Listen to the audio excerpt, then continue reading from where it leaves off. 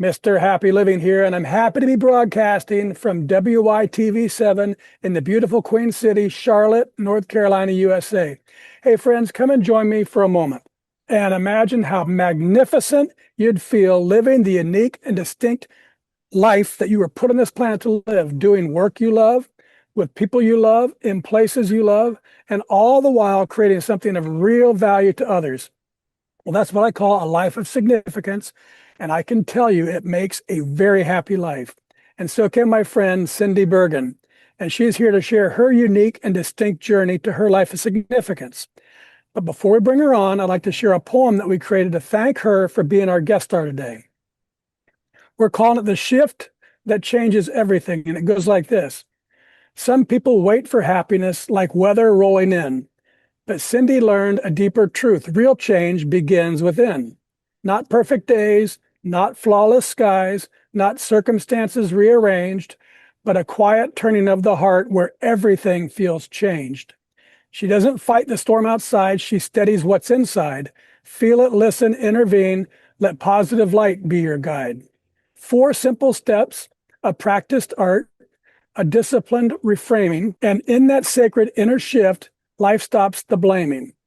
From boardrooms to living rooms, from stress to steadiness of mind, she bridges science and spirit, so peace is what we find. And if your thoughts have felt too loud and fear too heavy to outrun, lean in close, stay with us now, the healing's just begun. Because happiness isn't something that fate will someday bring. It rises when we choose the shift that changes everything. Hey, Cindi, welcome to the show. Thank you, Matt. That was lovely. Can I get a copy of it?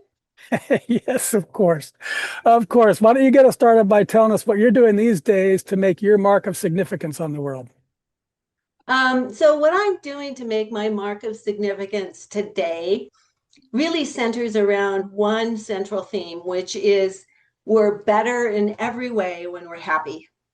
And we're so steeped in negativity that we often don't realize we're having negative thoughts. Mm-hmm. So through my company, I teach classes, give presentations, and coach individuals using research from neuroscience and positive psychology.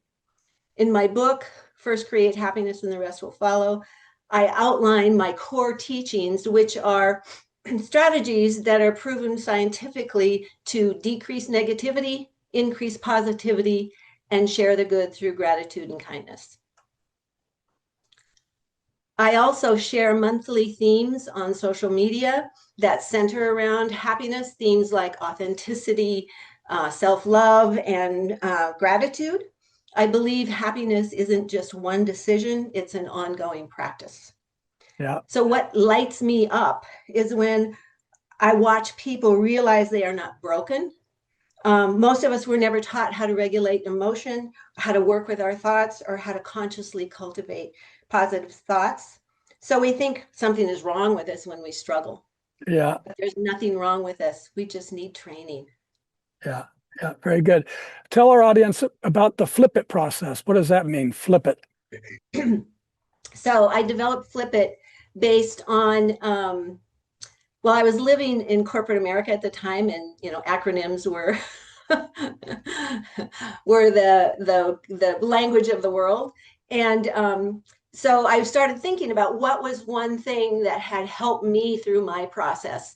And it was shifting my thought about anything. So Flip It stands for feel, listen, intervene, and promote the positive. So first you need to recognize that you're having a negative thought or you're having a negative feeling about something.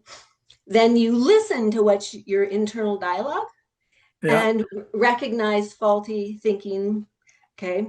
And then you intervene. So first of all, look at, what are the facts? And then start asking yourself positive questions like, what could I learn here? Or what's the gift in this? And when I get to that point, I usually laugh at myself and go, oh my gosh, Cindi, what were you thinking? Yeah. And then you Yeah. promote the positive. Yeah. Yeah. So many of the things the thoughts that we have in our head, I've thought a lot about this too, being 10 years, 11 years now in the happiness business as you are. The worry and all of the negativity that runs through our brains almost never, ever happens. It's all made up. Almost all of it is made up. Yep, yep, And yet we treat it like it's real, and we get all sad because this horrible thing's about to happen that is just a made up stream of consciousness in exactly. our mind. Yeah, Yeah. we waste so much time, energy, and energy just worrying about something that probably is never going to happen. Yeah, exactly. Yeah. So one more question on this. What happens, I think you read, or I read in your book, when gratitude becomes communal rather than private? What happens when we express gratitude and we make it a part of the community?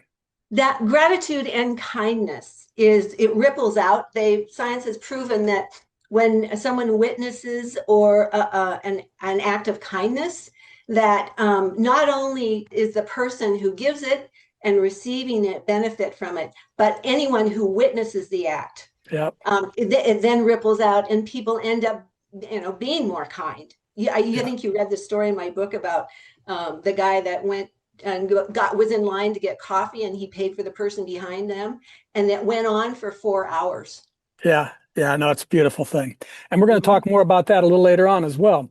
So, well, thank you, Sydney, for that. And now let's do a little mathematics so our friends all around the world get to know you through our happy formula. It's a really simple formula, but it's very powerful too. And it goes like this: power plus purpose equals happy. So let's start with power, Cindy. I think I just called you Sydney. Sorry. What are your personal practices for building up the power you need to get things done, whether it's physically, mentally, financially, spiritually, emotionally? In other words, Cindy, what do you do on a regular basis to create the power you need to take really good care of yourself and your loved ones and still have plenty of juice left over so you can be a giver to others? I'm very protective about my mental and emotional states because our nervous system is constantly absorbing signals. So I meditate, even if it's Mm, just for 10 minutes, first thing in the morning and right before I go to bed at night, mm, because I want to feed my brain positive things, right? yep, yep, I don't listen to or try to stay away from the news and from mm, any negative content because our brain encodes imagery as experience. And if I am flooding my system with chaos, then that's reflected in my outer world, and I don't yep, want. yep, I try to be out in nature as much as possible because it totally soothes my monkey brain. yeah. Yeah. And I'm intentional about community. So I co-founded a women's circle. Ah, Um, yeah, and we meet once a month and talk about spiritual topics. And the authenticity in that group feeds my soul more than any kind of productivity ever could. yeah, Yeah. So I feel like power for me is nervous system stability. yeah. And when we're emotionally regulated, we make better decisions emotionally, financially, relationship wise. You're stronger. Yeah, exactly. And Yeah. those small habits, if we're doing it daily, they build over time. Well, that takes us right into the next topic, which is my favorite power generating concept called a Kaizen state of mind. And it's based on this beautiful Japanese idea that small incremental improvements add up over time to yield great big results.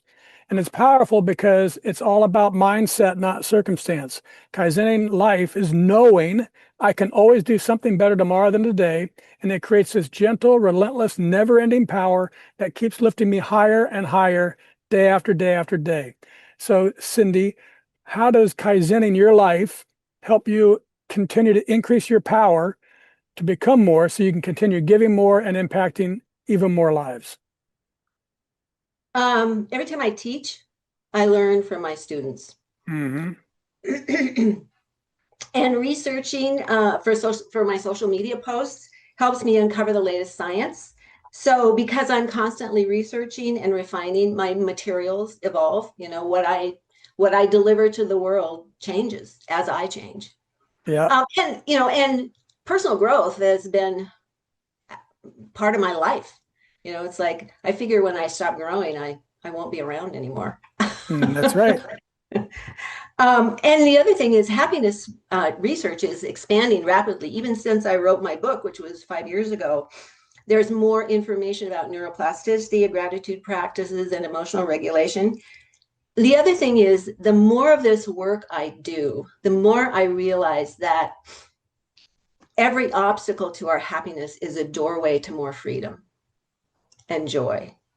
If you're willing to walk up to the obstacle and walk through it, there's Yeah. more joy on the other side of it. I know I'm a testament to that. Yeah. No, that's right. I think about this sometimes when we have troubles, especially as you know, I've been around for almost 65 years now.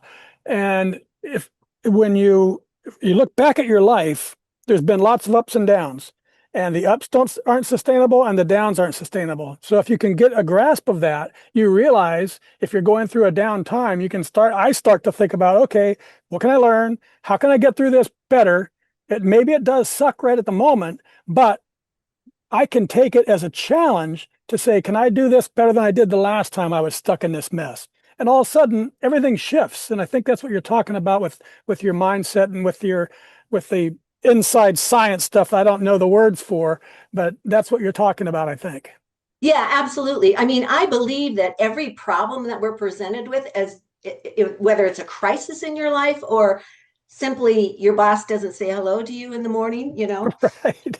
are things that our soul brings to us so that we can refine and become better, Yeah. Yeah. right? They're Yeah. just a challenge. They're not a huge problem. They're something that we just need to walk through. Yeah. So instead of asking why is this happening to me, ask what's the capacity that I'm building here. Yeah. I Yeah. interviewed a guy just about a month ago, and he was at the top of his physical game, 6'5", 245-pound champion rugby player for UC Berkeley. And he got hit by an illegal hit and instantly paralyzed all four of his limbs and told he'd never ever walk again. And he came on the show and he basically said, not basically, he did say, I wouldn't change a thing because I've learned and I'm able to reach people. And so, gosh, if he can take that attitude, how Exactly. can I have a bad day if my van breaks down? Big whoop. You know what I mean? Exactly. And you hear those kinds of stories all the time. Michael Yeah. J. Fox, Yeah.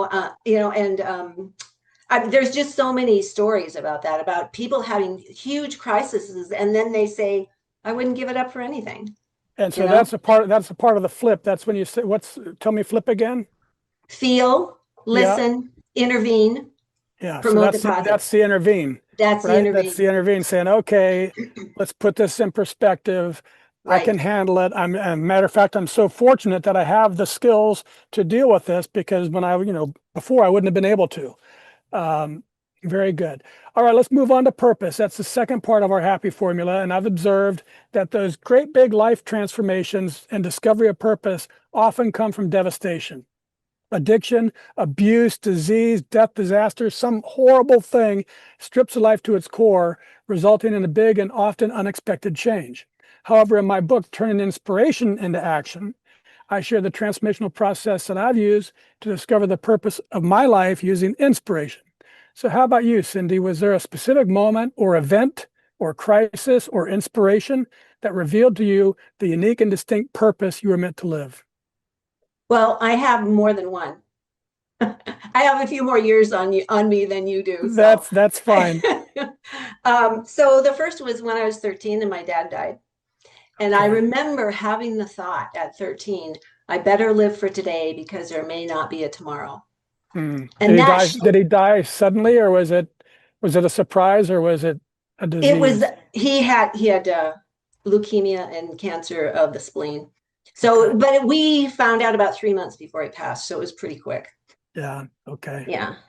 And that was back in the 60s, and we Yeah. didn't talk about grief. Yeah. Um, Right. it wasn't a That's thing. correct. Go to And, school. yeah, we were told Uh-huh. to buck up and be strong for our mother because we had Yeah. lost my little brother a year before that.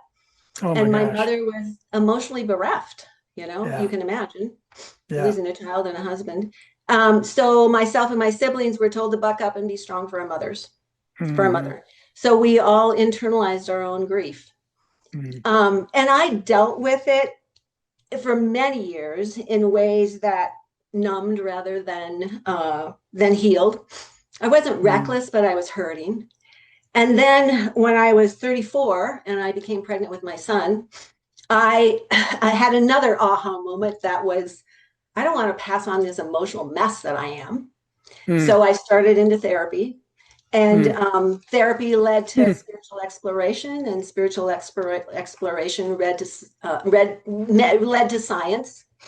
Um, and then during a dark night of the soul, I heard somebody say, just get happy and the rest will follow. Mm. And that sounded really simplistic to me at the time, but it actually led to it sparked my interest in the science of happiness. And the Yeah. more I studied, the more I studied neuroscience, quantum physics, and positive psychology, the more I realized it was positive emotional states were when we were all at our best. And that's when my passion really crystallized. And I eventually led to classes in my book. Yeah. And at what point did you realize that this was more than just self-help for you, but that it was something that you needed to teach to other people? I think that's it was almost like I was born into it. I come from a family of teachers, and at the time I was working in the training industry in corporate America. So it was just a natural evolution for me to want to help others through teaching. So Hmm. that's what I did. I ended up, you know, as I say, Kaizen, refining and Yeah. refining and Yeah. refining materials the more I learned. And it eventually led to the three: decrease negativity, increase positivity, and share the good. That's in my book. Yeah. Yeah. You said with the voice, how did you respond to that voice? What did you Not everybody gets voices like that changes their lives. So when you heard that voice say, first create happiness and the rest will follow, what did you do with that? I believed it. I believed that. But like I said, it sparked my interest in that there's got to be some science around this. I'm very spiritual, but I like the validation of science. So, Hmm. it's like it validates my, my playing with the fairies. Hmm. And so that was just what it sparked. It sparked my interest in there's got to be some science around this. And so I just started studying. Yeah, and when you said first create happiness, I recall in my life, long before happy living ever came around, when I was a little kid running around, always smiling. And people they would ask me, "Why are you always smiling?" And my response always was just, "Well, why not? Why can't we be happy?" And I think we're meant to be happy, and then culture just rips all the happiness out of us until we walk around sad. And then it's this rediscovery that you have to, people like you, teach others to say, no, it's okay. You can play with fairies if you want. In every way we're better. So you're reminding me of a quote by a woman by the name of Candace Pert. She was a pharmacologist and a neuroscientist who discovered the opioid receptor. And in her book, she says, we are hardwired for bliss Yeah. because, in every way we function in every way so much better when we're in a positive state of mind. It doesn't have to be joy jumping around, always smiling all the time. It can be interest, it can be contentment, it can be Yeah. serenity. It's any kind of positive emotion. It Creativity. literally opens our brain so that we can think better. Yeah, creativity, I think, is a big one. When you're creative, when I'm creative, there's no way I can be sad. It's just no, Exactly. you're just all engaged, and it's just good. All right, Cindi, thank you very much for that. Let's take a quick commercial break so our sponsor can spread a little love with our audience.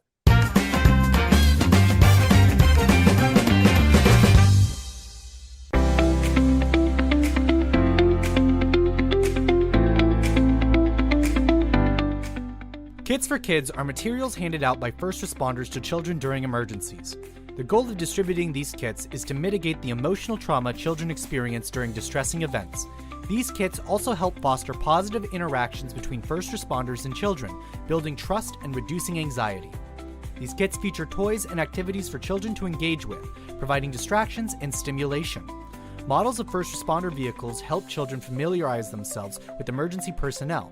Additionally, the kits include noise-canceling headphones and raincoats to help comfort children during distressing events. You can directly support Kits for Kids in several ways, including donating directly or sponsoring fundraising, volunteering your company for team building, or referring a law enforcement or first responder department to receive kits. thank you for your support. Please visit www.wytv7.org for more information. Are you ready to transform your life? At happyliving.com, we've discovered 4 keys to help you live with purpose, joy, and significance. Unlock your truth with the Happy Quiz. Unlock your happy formula with inspiring stories from the Something Significant Show. Unlock your roadmap to happiness with our free ebook, Making Your Mark of Significance. And unlock your inspired life with our life-changing e-course, The Philosophy of You and Your Inspired Life. This is your time to shine. Go to happyliving.com now and click Unlock the Power of You. Unlock your power. Live your best life. happyliving.com.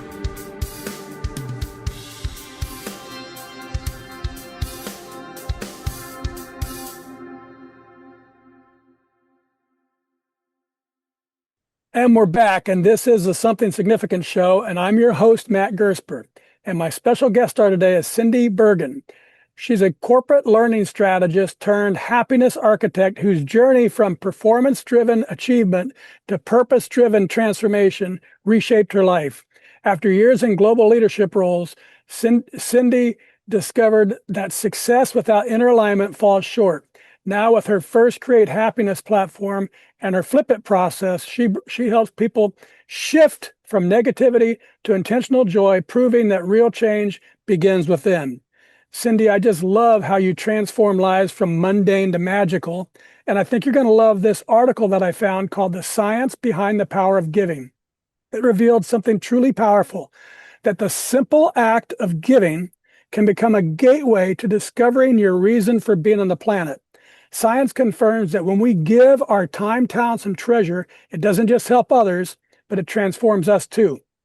Giving helps us to rise above obstacles, helps us to find meaning, and it even helps us discover our purpose. So I updated our formula. Power plus purpose plus giving equals really happy. So how about you, Cindi?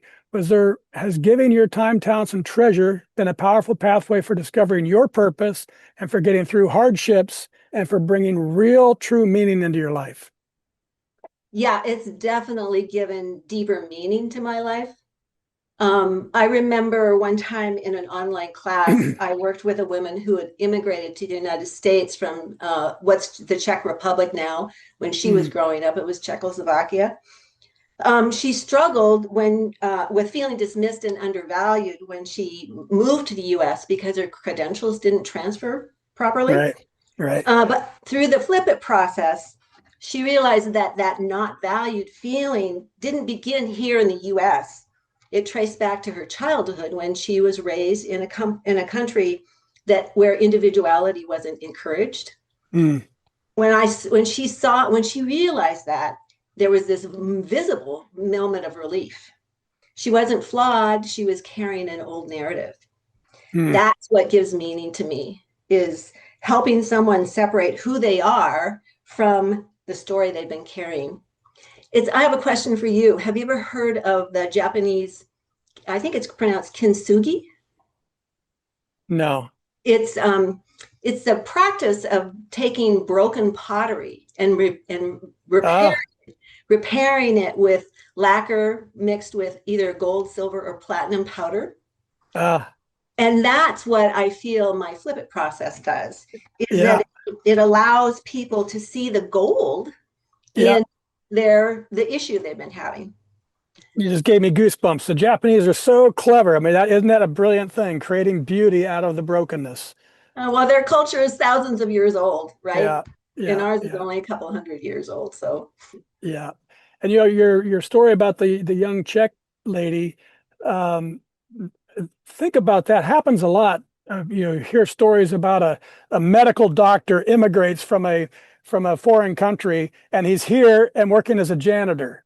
Yeah. And some of those people can, they're just as beautiful and happy and grateful to be, because they escaped something, and they live it well and maybe become doctors again, or maybe not. And others struggle with it. So that's still same circumstance, a different response to it. And I think that's what you're teaching is it's not what you're going through, it's how you respond to it. Yes, exactly. Exactly. Yeah. Yeah. Yeah. And when I see someone reclaim that emotional life, reclaim agency over their emotional life, that's a sacred moment to me. Yeah. That's what really gives me, helps me understand that I'm living my purpose, you know? That's, yep. And so that's the science. The science says giving brings meaning to our lives, what you're just expressing. And the joy that we feel when we're creating value for others confirms it. But there's something deeper at work, Cindi. I believe the magic of life comes when we're giving from living in our purpose, because that's where the joy doesn't just touch the receiver, but as you mentioned earlier, it flows to the giver too, and even to all those who are witnessing the giving. And something else happens there. Fear loosens its grip, self-focus shrinks, peace grows steadier, and hope grows stronger. And it all comes from aligning with purpose and becoming more so we can give more.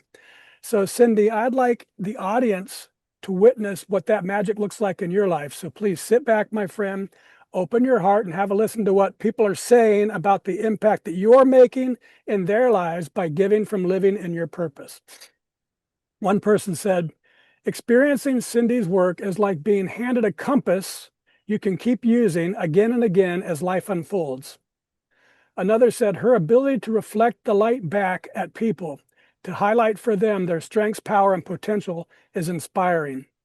Another said, Cindi has changed my life and taught me how to heal from trauma, identify what my body needs to feel safe and calm, and provided the foundations for my soul to heal.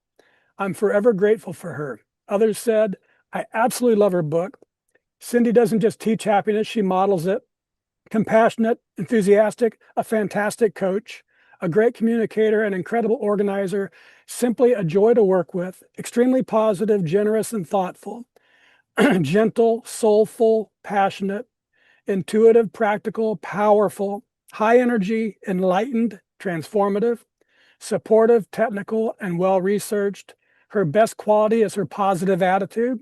She is the best, a great instructor. She walks her talk. I literally use Cindi's flip it technique on a daily basis. Listening to her is like sitting across from a wise friend who believes in your capacity for joy and then gives you the tools to make it real. And finally, this person said, Cindi is someone I admire deeply, and I'm so happy to call her my sister friend.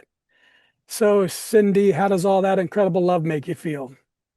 Uh, I want a copy of this so when I'm really having a bad day, I can reread it and go, oh, somebody still loves me. Thank you so much for that. Yeah, Yeah. and that's what it's all about, folks. We're here, Cindi and me and all our guest stars, to encourage you, because the way Cindi was reacting there, when you're living in your purpose, you're spinning off goodness, you don't even realize it. And so we're here to encourage you, listeners, to find that same magic in your own life, because it's available for you, it's available for everyone, and it comes from this great big happy circle. Giving your time, talents, and treasures is a powerful pathway for discovering your purpose. And then giving from being in your purpose brings a deep joy to you, which is worth pursuing, but also to all those around you too. So it seems giving leads to purpose, and giving from purpose leads to joy. So, Cindi, to completely capture the exponential power of our happy formula, I've got to tweak it a tiny bit more to power times purpose times giving equals happy to the third power. And that's really, truly, deeply happy. Does that sound about right to you? Yeah, absolutely. Absolutely. And I don't think it's just available. I think we're meant to live our purpose. I think we're supposed to be here doing what fulfills us, and in fulfilling ourselves, it fulfills everyone else, and that ripples out. I mean, I know that this woman that I worked with from the Czech Republic, she regulated her own life and then started teaching her family, which then goes into the community and to the world. So I truly believe that we're changing the world one person at a time. Yeah. And it's interesting because I do the same shtick. And I'm talking with somebody who's, a beautiful woman. We interviewed her. She lost her 21-year-old daughter to fentanyl poisoning. Instant. And so I'm talking about power plus purpose equals really happy. No, not, that's not, she's not happy. it's hard for her to be happy, but she found purpose in this part of her life that was thrust upon her, and she's helping other people. So it's really it's like a profound sense of importance, maybe more than happiness. But it comes from doing what you are meant to be doing and using the gifts that you've been given to the best of your ability. And when you're doing that, even the bad stuff you can push through because it has meaning. Absolutely. Yeah. Yeah. And I think that, it may not seem like a big deal to you because it's so natural, but it is a gift, right? It is a gift and it's meant to be shared. And the more that we share it, the more I think that, then the universe responds to giving us more opportunity to share it.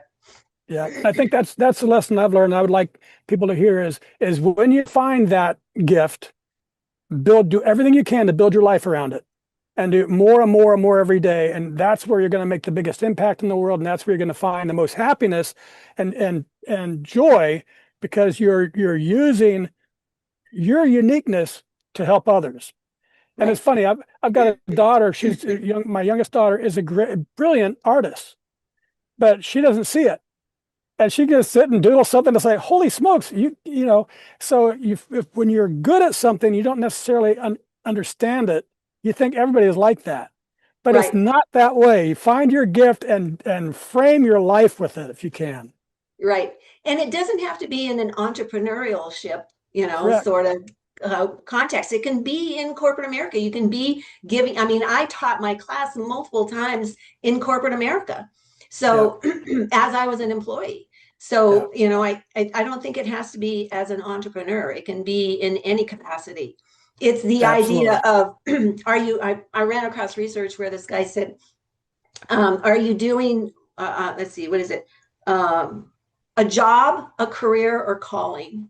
Yeah. And you can turn your job into a calling if you Right. choose to look at it in a way that you're giving to others, right? In the way Yeah. that you're fulfilling your own purpose.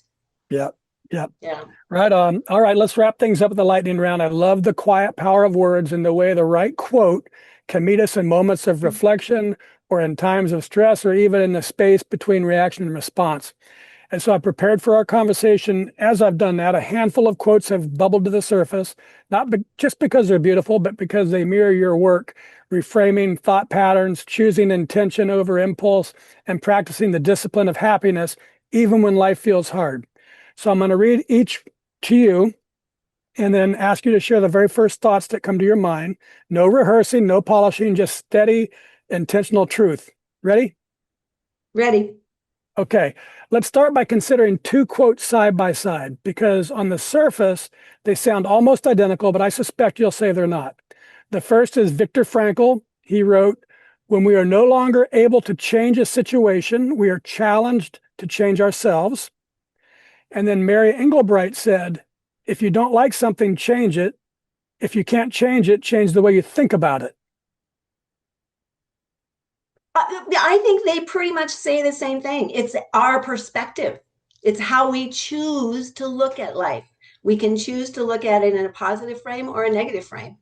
And, Viktor Frankl, there's your example of being in an unbelievably horrible situation. And yet he turned it into gold, Yeah.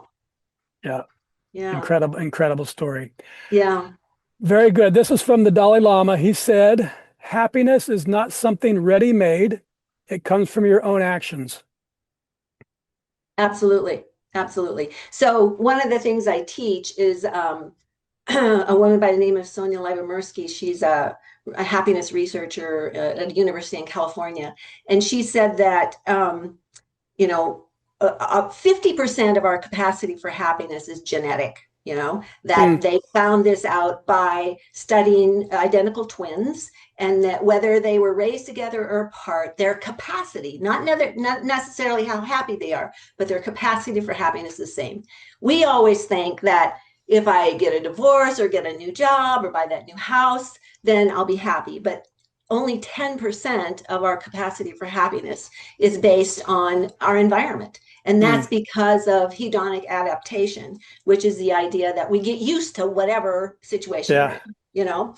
40% of our capacity for happiness is intentional activity. It's how we choose to respond to anything that happens in our life. And that's what I teach. My teaching is all around that 40% of intentional activity. Yeah. You know, the founding fathers in the Declaration of Independence said basically what you were talking about. You said hedonic, what did you say? Adaptation. Adaptation. The quote was, I won't get it exactly right, but it says, all mankind are basically going to stay in their current situation as long as it's tolerable than to try something new, which is horrible. Tolerable is not a way to live, folks. Well, it's that discomfort. We get, you know, change is uncomfortable, right? So we all want to be in happy all the time. We all want to be not in comfort. So we stay in that comfort zone and don't allow ourselves to grow, to expand. Yeah. All right. This is from Sarah Young. She said, living well is both a discipline and an art. I absolutely believe it's a discipline. It's a practice. It's something that I tell my students at the end of my class, you know, this is not a happy pill. This is something you have to do every single day, because the science has proven that we have what's called a negativity bias, which means because we, you know, when we came out of the caves, it was, it benefited us to pay more attention to the negative than the positive, because it what's kept us alive, right? So we have to rewire those neural pathways to pay more attention to the positive than to the negative. And the way you rewire them is by repetition. Repeating thoughts, repeating action, repeating behavior, And I come across recent research that says that it's actually more effective to decrease negativity than it is to just pile positivity on top of it. So people who do affirmations or things like that all the time, it may have a benefit, but if you don't get rid of the negative first or rewire it, then it's just not going to help. Yeah. All right. This is our show anchor. It comes from Goth, and he said, whatever you can do or dream you can do, begin it. Boldness has genius, power, and magic in it. Begin it now. Absolutely. I've seen that quote and I love that quote. And it's that getting through the discomfort of, you know, I know it took me years, literally years, to rewire my brain to believe that I could write a book. You know, it was like, I had all this negative self-talk about, who do you think you are? You're not a scientist, blah, blah, blah, blah, you know, on and on. And so it took me a long time to believe that I had something to give to the world. Yeah. I'm sure you've gone through that. Yeah, that's what our culture does to us. And it just stops. I wrote a book about it. That's what turning inspiration into action is all about, is when you have these thoughts, you got to protect them. I think you got to discern if they're real or not. And that's a part of the process that I use. It says you might be attracted to somebody playing music on a Saturday night. And you might, one of the stories I wrote is I saw a guy land a seaplane in my lake house right in front of me. This was right when I was writing my book. I thought, you got to be kidding me. That is so cool. Man, I started thinking I should get a seaplane. I'll become a pilot. And I started doing all this crazy stuff in my mind. I'm saying, Matt, first of all, you're not even a good driver, let alone a pilot. It'd be very dangerous. And so I was attracted to that, but it's not important to me. And I was attracted to writing the book, and it's important. I could back it up with all kinds of reasons that I wanted to bring that into my life. And so that I call that anchoring the power of the inspiration to my heart. And when you anchor it to your heart, you'll hold on to it tighter. So I think when you have those thoughts, you got to say, okay, is this for me or is it not for me? And even the inspirations that are not for you, you might see a guy playing music and you were inspired to in your mind of when you were playing in high school, and you say, oh, no, it's not really important. But you can still say to that guy, I really admire your playing. So you can still even use your inspirations, even if not for you, to share them with somebody else. Right. It's got to be a strong enough inspiration to sustain you for the long term. and right? to stop the chatter, Yep. Yep. Yeah. to overcome the chatter. And that's, we talk about devastation. That's why devastation works. If somebody steals your child and you say, "Oh, Cindi, you're not smart enough to go and find this," you don't listen to that anymore. You'll walk right through fire. So the trick is you have to create the same power that you would walk through fire for devastation for Right. something positive, and then you don't have to Right. walk through the fire. Because there's It's much better. even though you're following your passion, there's always going to be obstacles that you have to get Right. through, right? Right. Right. All right, Cindi, thank you for answering those quotes and for responding the way you did. Um, so for the person that's listening right now, who knows that they need to shift, but they feel like they're stuck, what would you say to them? How should they begin? What's the first small step somebody should do if they are listening to you? They say, "I want to live a magical life, not a mundane one." What's my first step? Believe that you can do it. Mm. Believe in yourself enough that you can shift it. Prioritize your own happiness, because when if you're not prioritizing your own well-being, you don't have anything to give anybody else, Mm-hmm. right? So I mean, I think we all intuitively know that we're better when we're in a positive state of mind, but we don't prioritize it. We look at happiness as dessert, as something that happens after we've done everything else, right? But I think happiness should be the foundation. Mm-hmm. And research shows that when we cultivate positive states, everything improves. And imagine this at scale. Mm-hmm. You know, what if 30% of the population changed the way they think to more positivity? How would that impact your life, your relationships, you know, your friendships, your family, your coworkers? And eventually, I mean, I believe it ripples out. I mean, it does. You know, I mean, that's why you ask, you know, what caused you to want to share it? It was like, I felt so much relief, so much better, that I wanted to share that with the people that I cared about, you know? Yeah, and I think there's really magic to that. We talk about that last part of the formula, adding giving. If you're at home and you're feeling like you want to do something that's bigger than you can imagine, if you do it for a selfish purpose, that's one thing. But if you are doing it to gain capacity so you can make somebody else's life better, that gives you more power. And so I think that adding that giving part to your whatever your purpose is can give you the strength to walk the extra mile and to go through the hard times, because you are going to go through them. We all do. But if you're doing it for a purpose, then it makes it easier.